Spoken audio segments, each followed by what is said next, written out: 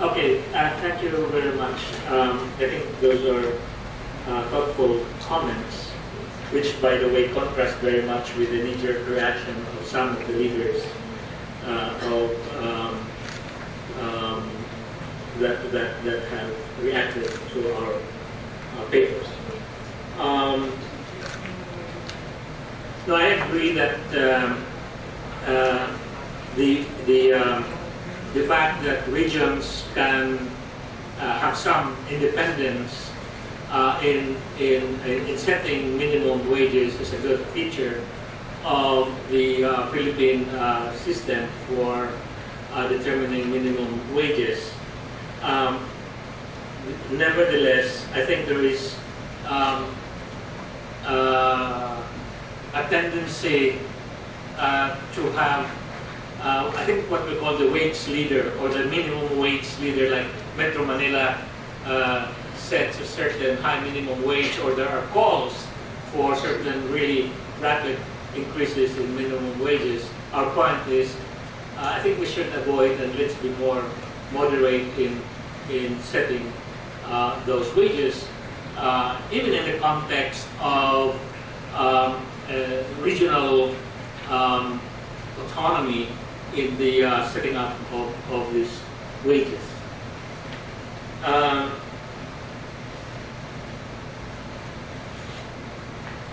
Yes, I welcome the statement that you are willing to adjust the minimum wage rules, but that you need to develop strong unions for bargaining purposes. I have no problem with that. Although, to be frank with you, relative to other stakeholders, such as those in the informal sector, right now the labor unions are pretty strong already. In fact, I think that there is a disproportionate power of the labor union, particularly when they work hand in hand with the militant activists. But I have no problem with labor union being strong for purposes of bargaining. It's just that the other stakeholders that are affected by policies called for by labor unions have heard. Those that are not represented. Therefore, the point that of having stronger voice of the workers in the informal sector and the underemployed and the low productivity workers should be heard even more.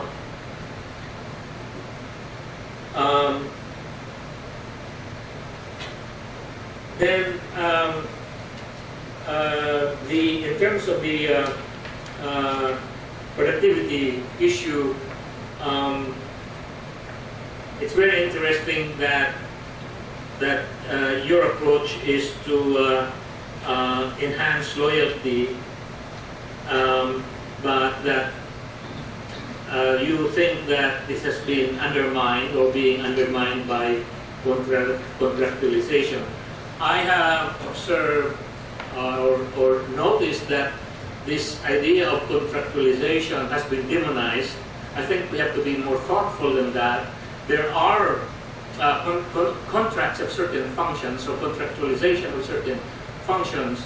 We should be more discerning about when it is appropriate to have contractualization and when it is not. I think a deeper, more thoughtful discussion of this and research actually on the impact of contractualization need to be undertaken. Let me give the floor to my colleague, Dr. Orbeta, and we have some more those. I think one of the things that have been arguing for quite some time now is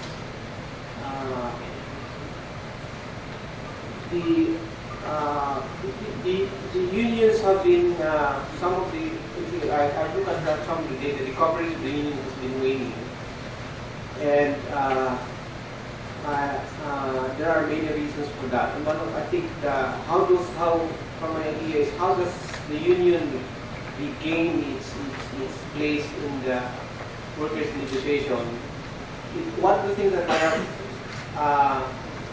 have in mind, actually, that maybe should be considered is that we are in an age wherein jobs are created and destructed simply because they are competing. It's not, I have always been arguing that people don't stay in the same jobs forever like before.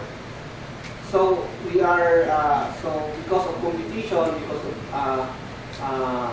actually, people don't like the idea that globalization, we are facing and facing competition, and that competition gives us better products and lower prices. Basically, that's what we're. So how does the union place itself under these conditions? I think one of the most effective way of increasing that's why I recommended that maybe the unions should function as a halfway house for workers. If your workers are transferring from one job to the next, your best stance is to make sure that when your member gets unemployed, he can get another employment quickly. How do you do that? You do that by by training them for the next job, basically.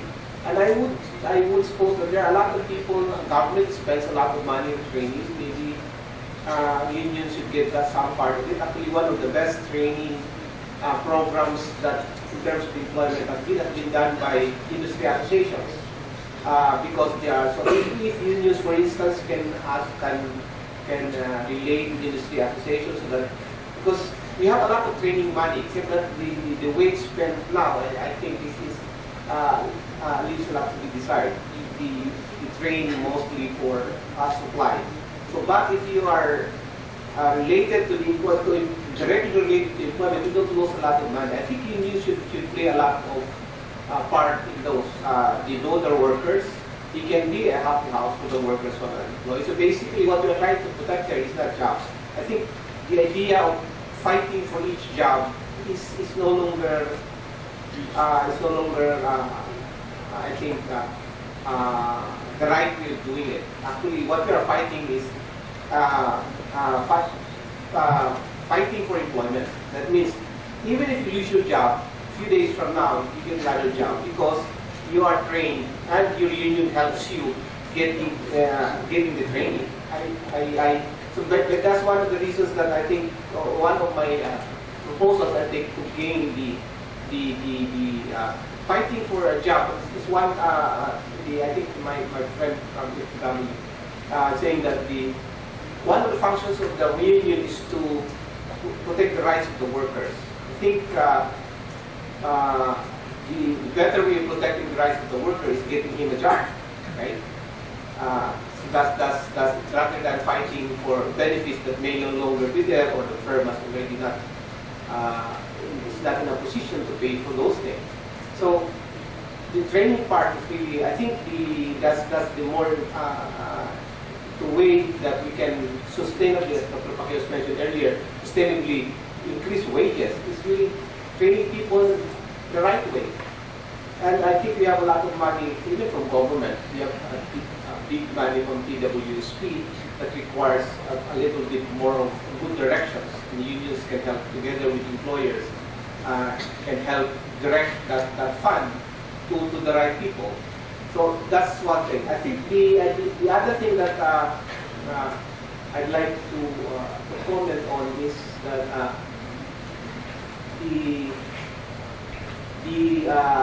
this is related to the first one of the training, is the P to 12. We have decided as a nation already to embark into that.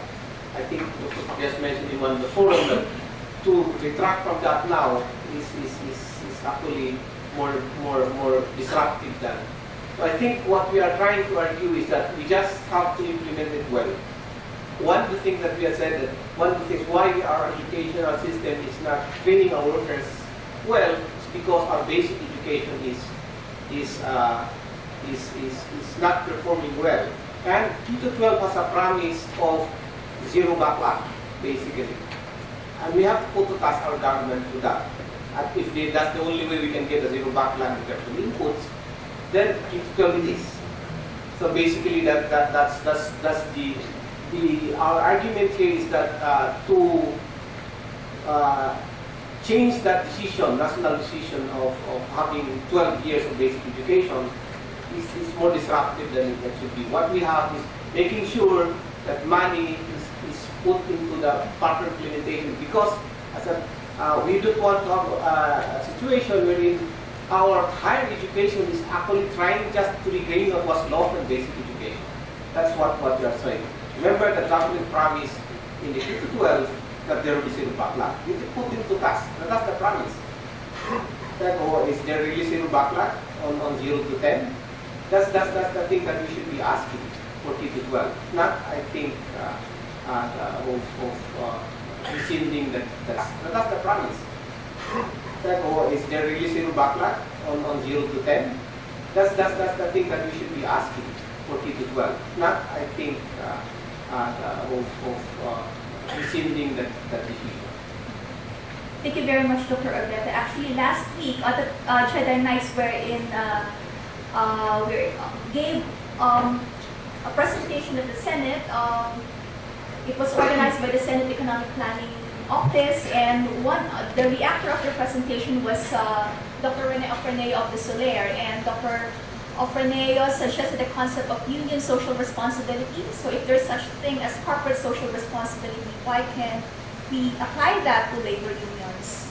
So I think that's a relevant insight that we should ponder on. You have something to add, sir? Quick point? I have one short point that I feel very important to put on the table.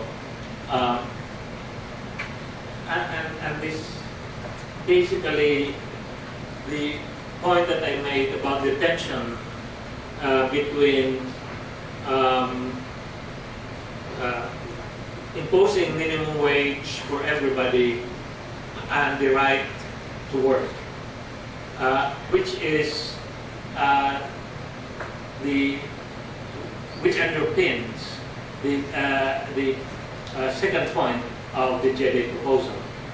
That is to say, to give the poor who are working already their butts, but they're still earning in informal employment at very low earnings.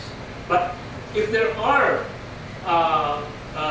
companies that are willing to hire them, but at a lower than minimum wage, because that is what we can afford only, these workers would be better off working at less than minimum wage, but way above what they are currently earning. Why can't they be given that right to work for their livelihood? So I just want to pose that question, because obviously there's some tension between protecting the rights to minimum wages of the labor union workers and those that are in the outside the formal sector trying to get into the better earnings, but maybe at less than minimum wage.